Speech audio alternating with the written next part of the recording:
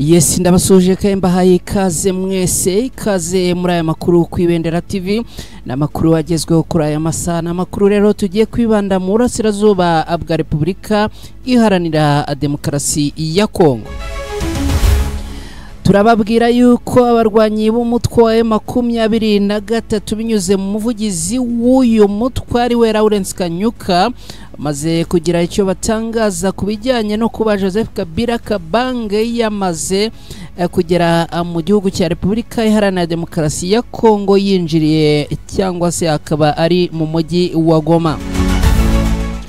Turaza kandi kubabwira ko leta ya Kinshasa yakangaranye ndetse igira ikikango nyuma yo kumenya yuko cyangwa se nyuma yuko Joseph Kabila yongeye kugaruka muri iki gihugu ndetse akaba yamaze kugera mu bice bigenzurwa n'abarwanyi b'umutwe wa M23.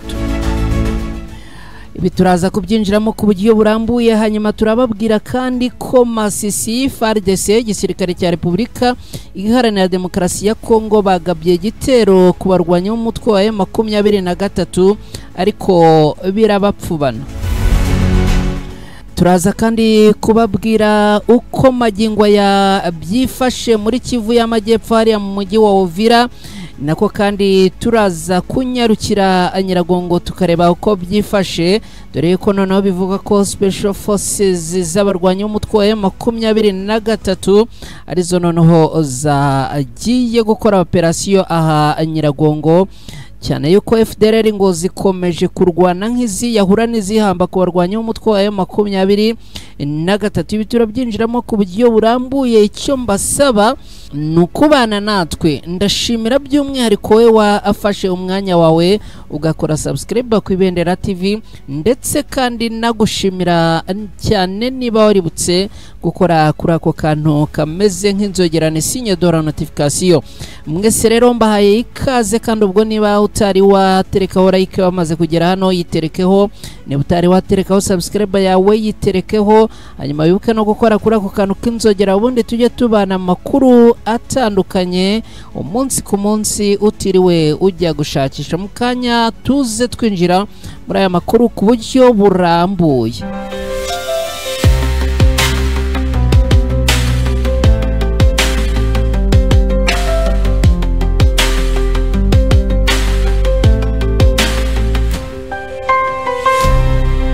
Ikaze kuri mwese, nizere ko rero ubwo turi hamwe uyu munsi ni kwa gatandatu, mbifurize kugubwa neza no kugira weekend nziza. Reka rero ya makuru tuyinjiremo ku buryo burambuye.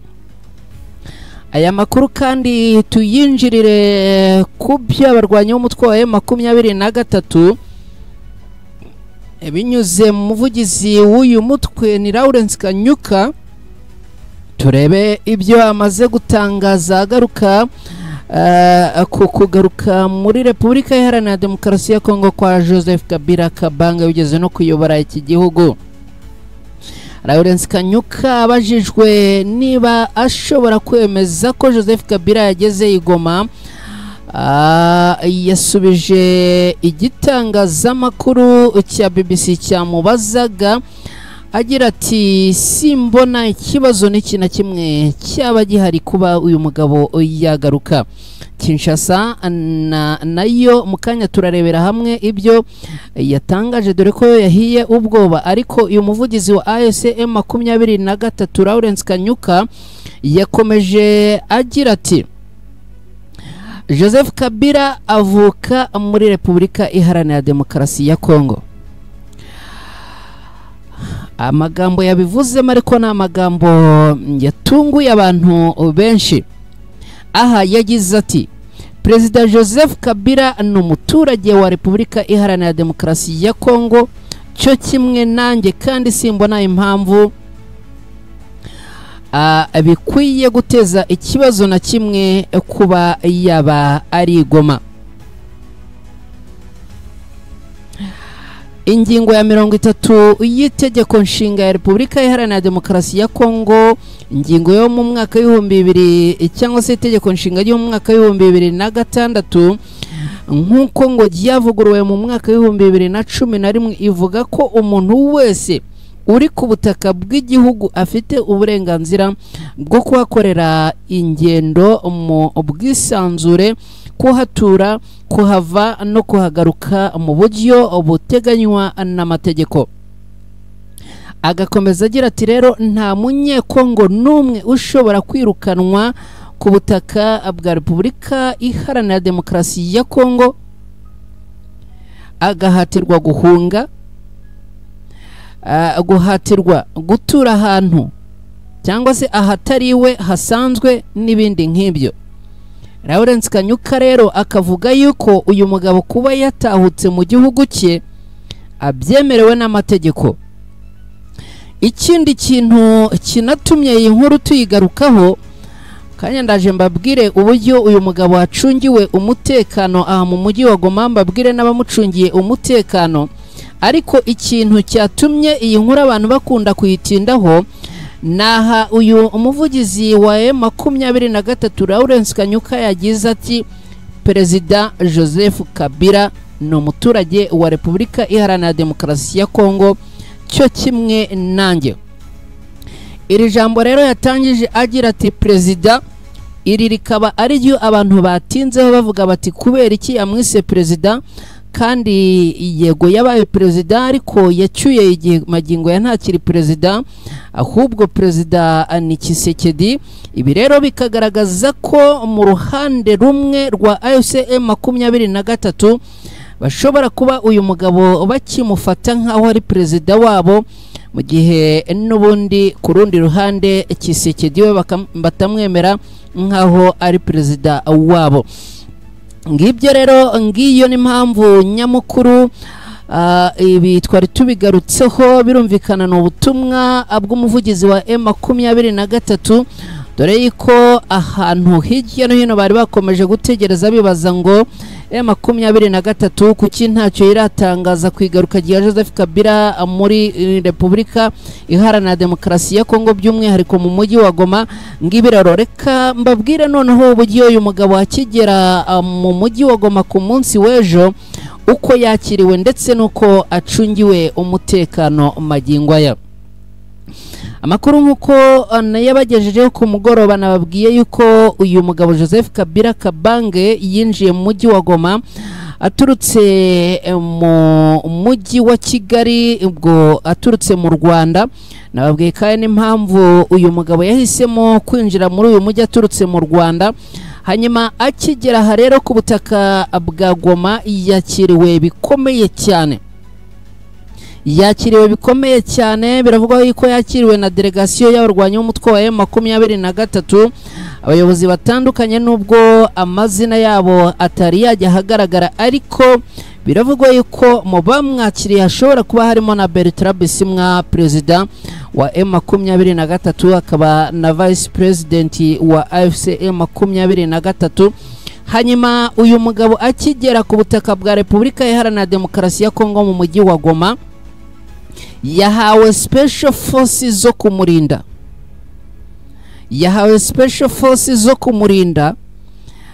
Impamvu yahawe special forces zo kumurinda rero nuko ngo byavugwaga, ariko ibi ndaza kubigarukaho mu kanya, ibijyanye nuko ngo FDLR na Wazalendo ngo bamaze gutegura umugambi wo kongera kugaba ibitera mu mujyi wa Goma bakimara kumenya yuko uyu mugabo ngo yahasesekaye.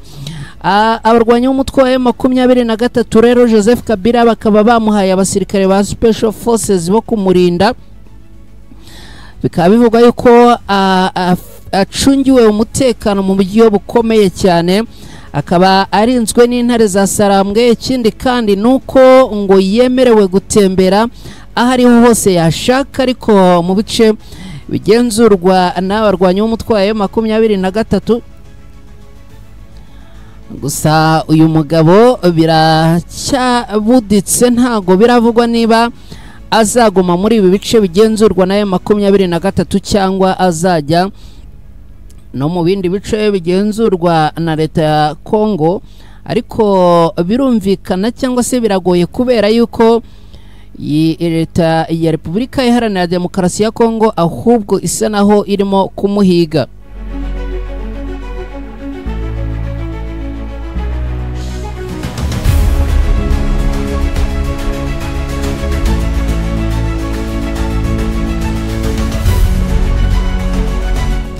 Yes, reka rero twihuse mbabwire uko FARDC na Wazalendo bakimara kumva yuko uyu mugabo yageze ahangaha mu burasirazuba bwa Repubulika Iharanira Demokarasi ya Kongo mu mujyi wa Goma, bapanze ngo ibitero byo kongera kugaba muri uyu mujyi mu rwego rwo kugira ngo bamurase. Ku mugoroba rero kuri uyu munsi nibwo amakuru yamenyekanye, aho bivuga yuko ngo FARDC, FDLR na Wazalendo ngo barimo gupanga imipango ikomeye cyane, ibitero bikomeye cyane ngo byo kuza kuba batera mu mujyi wa Goma mu rwego rwo kugira ngo barase aho ngo Joseph Kabila Kabange ari. Uyu mugabo abateye ubwoba bukomeye cyane.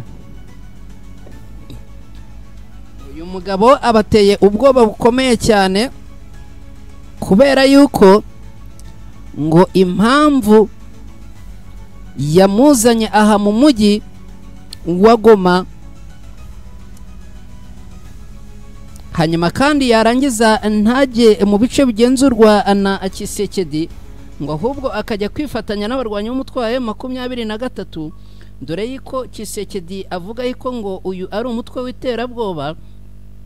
Ibi rero ngo byatumye rwose ubuyobozi bw'Kinshasa bubabara burashenguka, kubera ko uyu mugabo ngo yageze kuri ubu butaka, bakaba bafite ubwoba yuko n'ubundi ngo uyu mugabo ashobora kurangira cyangwa se bishobora kurangira yongeye kuba perezida akayobora iki gihugu. Ibintu rero byahangayikishije Tshisekedi.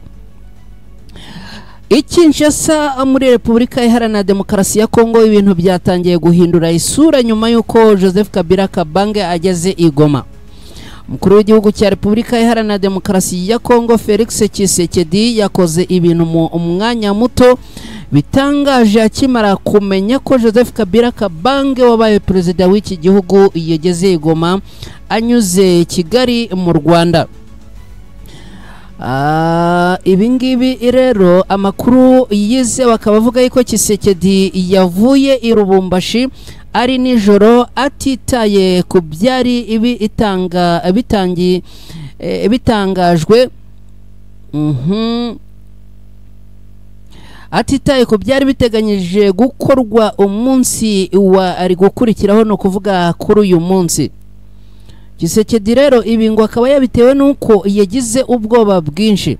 Uko kwihuta kwa Tshisekedi rero kwavuye ku makuru yaramaze kumva ko Joseph Kabila yageze i Goma anyuze i Kigali mu Rwanda, bikaba byanatumye uyu mukuru, no kuvuga uyu Tshisekedi, akuka umutima kuba Joseph Kabila yaranyuze i Kigali ubundi agakomereza i Goma mu gice kigenzurwa na M23 imaze igihe ijegeza ubutegetsi bwa Tshisekedi.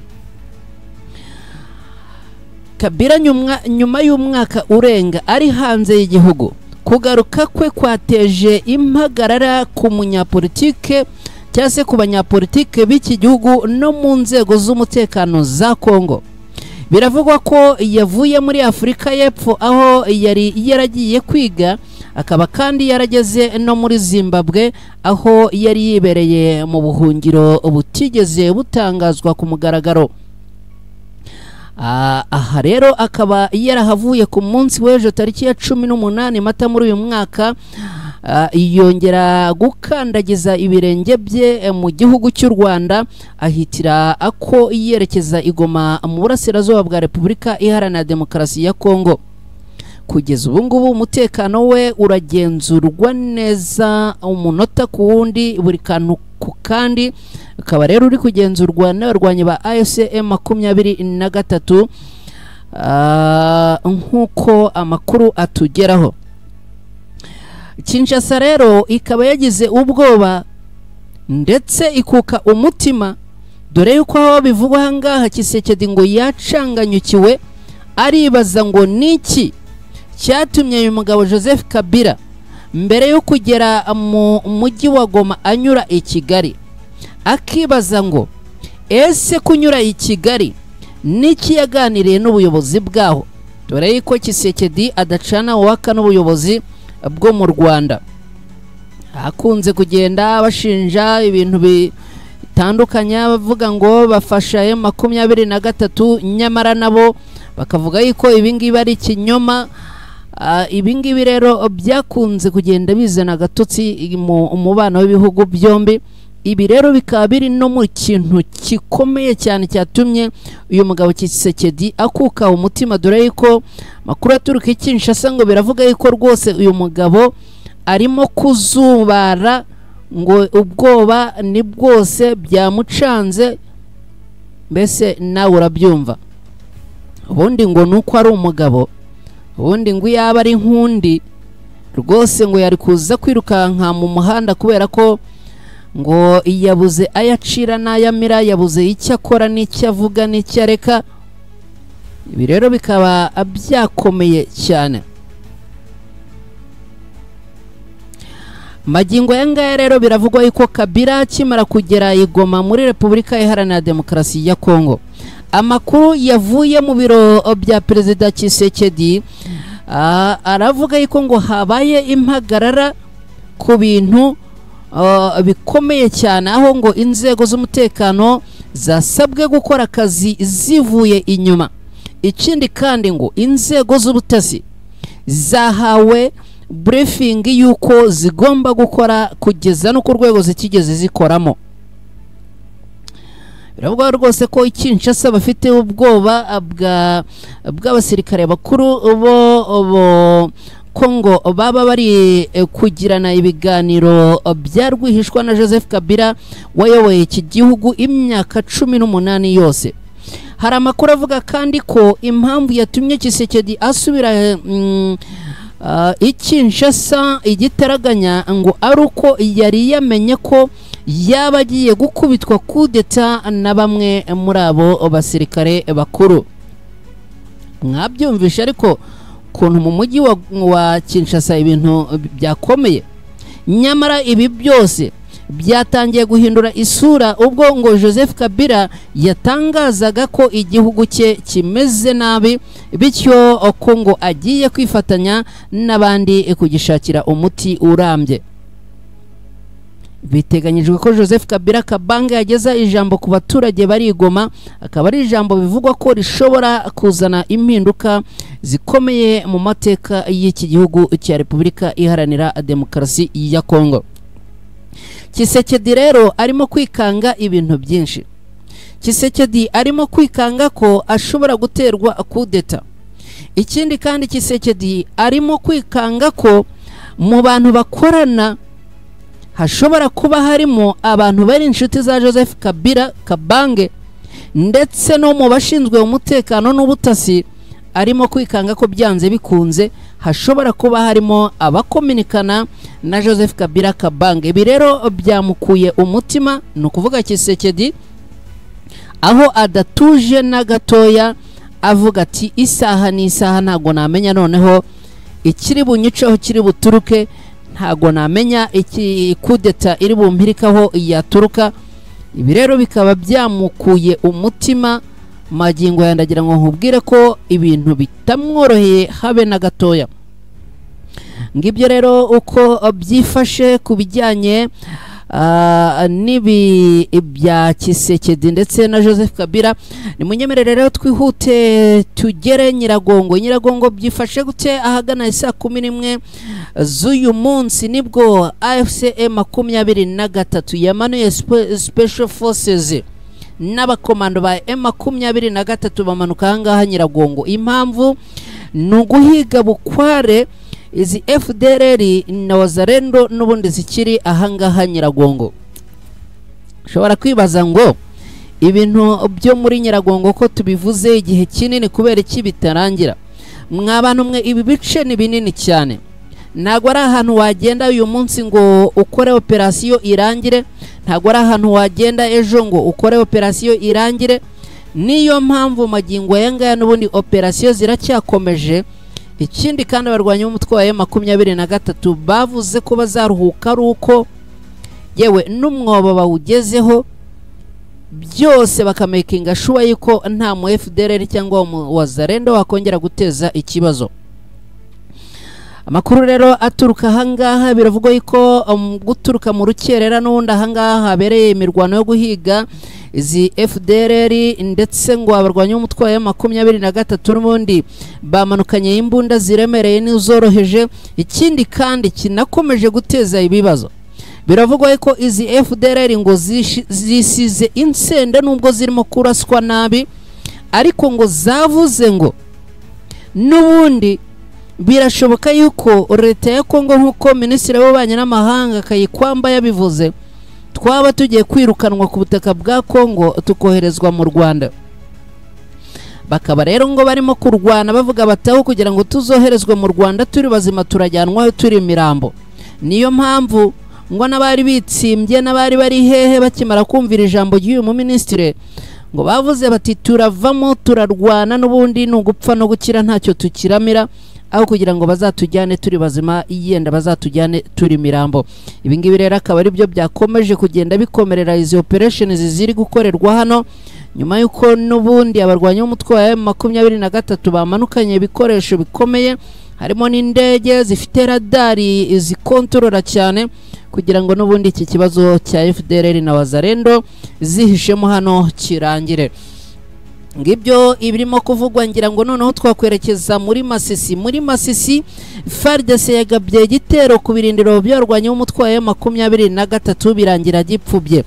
Ni imirwano cyangwa se ni ibitero byagabwe mu rukerera rwo kuri uyu munsi hagana saa 12 za mu gitondo, aho FARDC bagabye ibitero ku birindiro by'abarwanyi b'umutwe wa 23 biherereye ahangaha Masisi, bashaka kugira ngo bateze umutekano mukeya ndetse birukane izi 23 ziherereye aha mu birindiro by'ahangaha Masisi.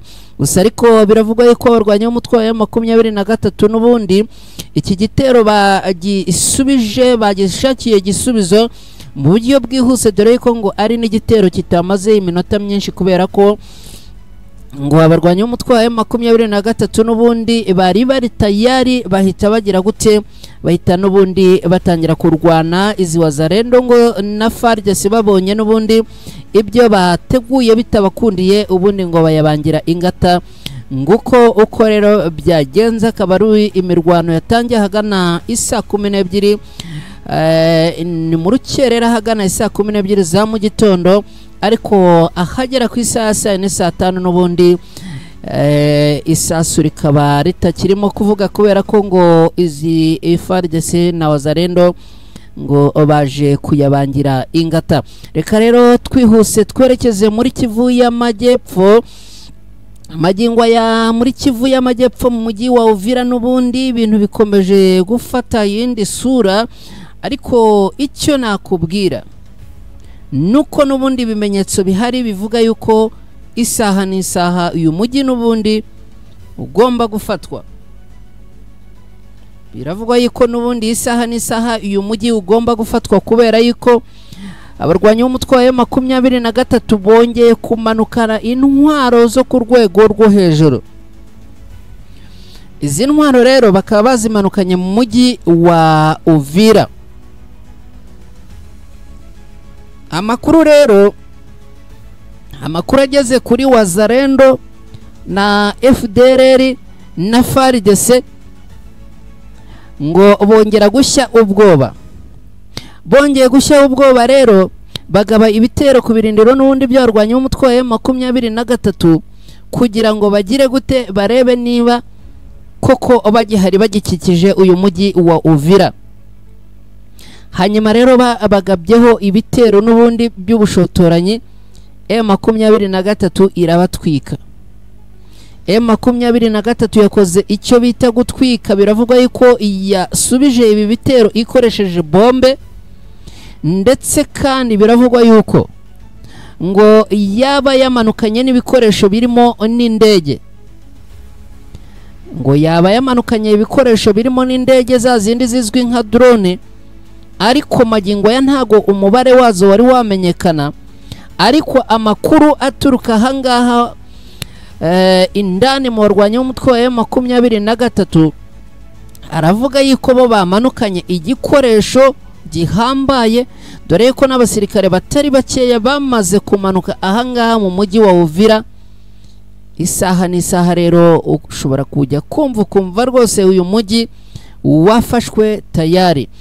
Nguko uko byifashe, hari amakuru avuga yuko n'ubundi ngo abarundi bakomeje gupfa umusubirizo by'umwihariko mu mujyi wa Uvira ariko no muri za Plaine de Ruzizi, kubera yuko ngo biragaragara yuko aba barundi bacitse intege zo kurwana, ngo bacitse intege zo kurwana n'abarwanyi b'umutwe wa M23. Uku kwanga kurwana n'abarwanyi b'umutwe wa M23 rero bakaba barimo kubizira cyangwa barimo kubizizwa, dore ko noneho Wazalendo ngo zirimo kugira gutya byagera nijoro akaba bwazo zikagaba ibitero ku birindiro by'iki gisirikare cy'abarundi, bavuga bati n'ubundi ntacyo mutumariye.